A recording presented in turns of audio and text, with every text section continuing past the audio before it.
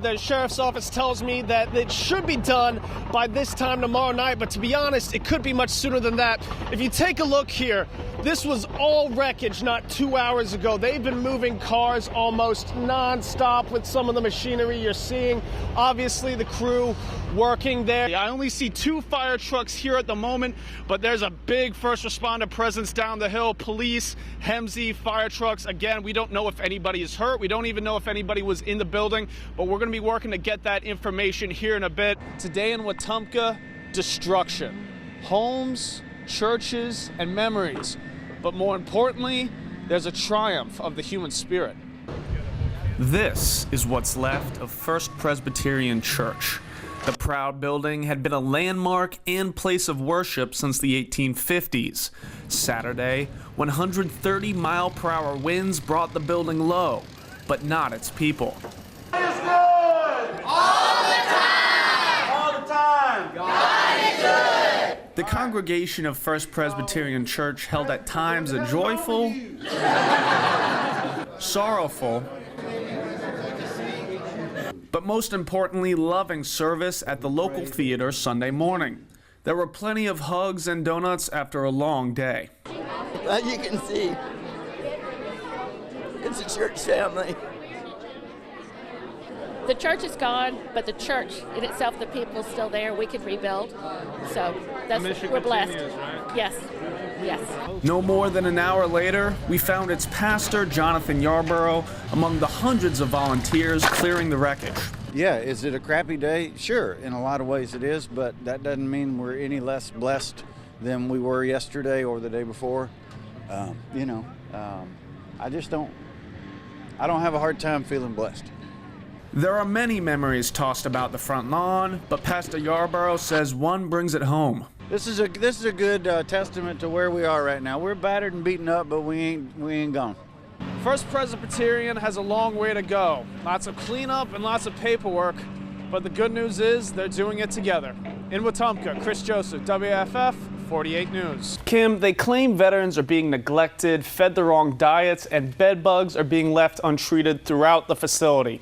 Both employees left Tut Fan in the last 3 months, one saying she was fired and the other saying she left because the treatment of the veterans was unconscionable. They requested to remain anonymous over concerns of future employment. So with that in mind, I did some digging to see whether there was any validity to what they were claiming. State and federal inspections paint a very mixed picture about the level of care veterans are receiving at this home. The Floyd E. Tut Fan Veterans Home helps some of America's best as their health declines. Those veterans, some who are unable to speak for themselves, are reliant on Tut Fan's caregivers for comfort and safety. 2 former workers reached out to WAFF, claiming the home is falling short. The first, a former housekeeper, alleges the following: bed bugs in multiple wings, infecting one of her coworkers. She also claims a patient with skin mites was not receiving any treatment.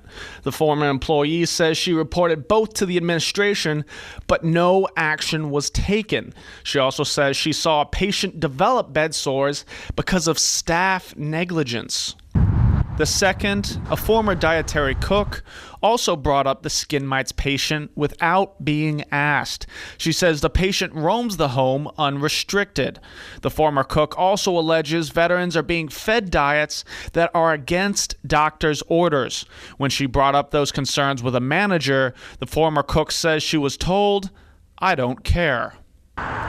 I reached out to HMR Veterans Services, who is contracted by the VA and oversees the day-to-day operations of the facility.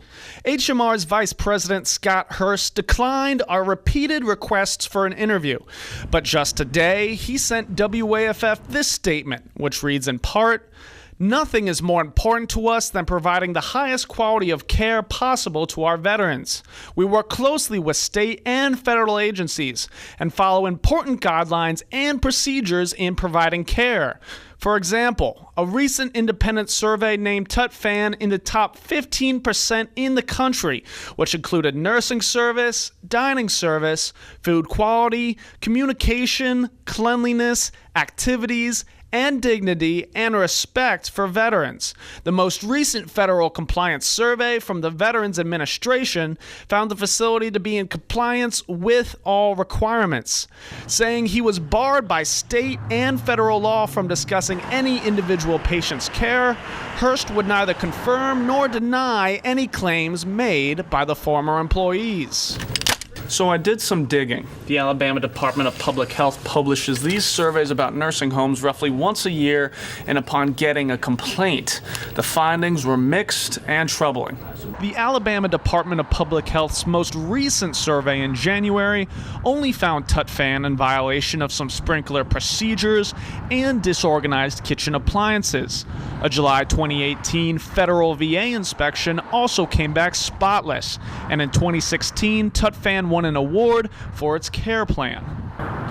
But state surveys from the prior 6 years paint a much different picture. They cite nurses failing to give a veteran a doctor-mandated diet, a veteran receiving undocumented and unregulated tube feeding, a veteran not receiving incontinence care in the necessary time frame, a patient's documentation saying, "Do not resuscitate in the event of no pulse," when it should have read, "Full code" or "resuscitation requested." And in one case, according to the survey, a nurse failed to perform CPR when a patient was without a pulse. I reached out to the Department of Public Health, who said this: "Deficient practices are fairly common. Our surveyors are focused on finding out whether or not facilities are in compliance with state and federal regulations. Unless the deficient practices are totally egregious, they would not stand out to the department." But some of the facility's alleged practices did stand out to one local attorney and prompted him to file a lawsuit. In 2007, Huntsville lawyer Tommy Sinyard sued Tutphan, alleging veterans' mistreatment. He represented a father-son duo where secret video recordings allegedly showed the father being abandoned for 12 hours at a time and being struck by employees. The case was settled confidentially. Sinyard couldn't talk about Tutphan, but says this about nursing homes in general. What we see is, sadly, is not huge, complicated medical mistakes. It's people that fail to get properly watered, have water fed, turned in their bed so they don't get pressure sores or bed sores, falls where they're inappropriately assisted to the restroom or to their wheelchair. Treatment, that's right. I met with Alabama VA Commissioner Kent Davis in Montgomery about the employees' allegations and to talk the home's history. He vowed to visit Tutphan in March to investigate. Our utmost concern is care of veterans. That's why we exist as a department. That's what we're about here. We take very seriously any allegation of neglect or mistreatment. I can tell you this, I did not know the specific allegations until you showed up today. So tonight, the level of care the veterans are receiving at the facility really depends on who you ask. You can find more information about those past violations at the Tutphan home and how they were addressed on WAFF.com. On your screen now is the hotline for the Alabama Department of Public Health. That's who you should contact if you're concerned about a veteran being mistreated. Well, Kim, the short answer is it's complicated. Anders claims he lives on a home in Drummond Road. Now, I pulled the tax assessment paperwork, and the name on it was somebody who died 4 years ago. Tuesday, WAFF 48 News got a tip that 4th District City Council candidate Jacob Anders did not live at this Drummond Road home listed on his candidacy paperwork. At the house, there was a campaign sign, a for sale sign, but no sign of life.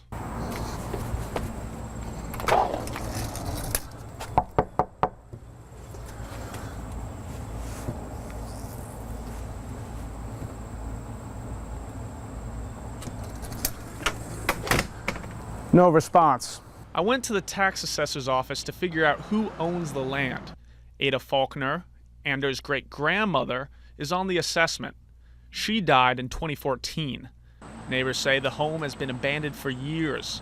Tom McAdams claims Anders admitted to not living there on a canvassing stop. And he mentioned that he lived just down the street. And I said, what address? And he said 328. And I said, I questioned him, having been the president of the local association for many years, not retired now, but I knew most of the neighbors. And I said, no one's lived in that house for several years. And he said, oh, well, he doesn't really live there. So he stated, matter-of-factly to me, that he does not live there. Another neighbor wrote me on Facebook saying, my concerns in regards to Mr. Anders is that to fairly represent a district and its people, one truly needs to live within that community. The house registered as Mr. Anders' address has sat empty for a number of years. Both neighbors signed an affidavit saying the home has been empty for the last 4 months. I asked the Anders campaign for proof of residence, but none was given. I mean, I have a general concern, but it's nothing that I'm allowed to do about that.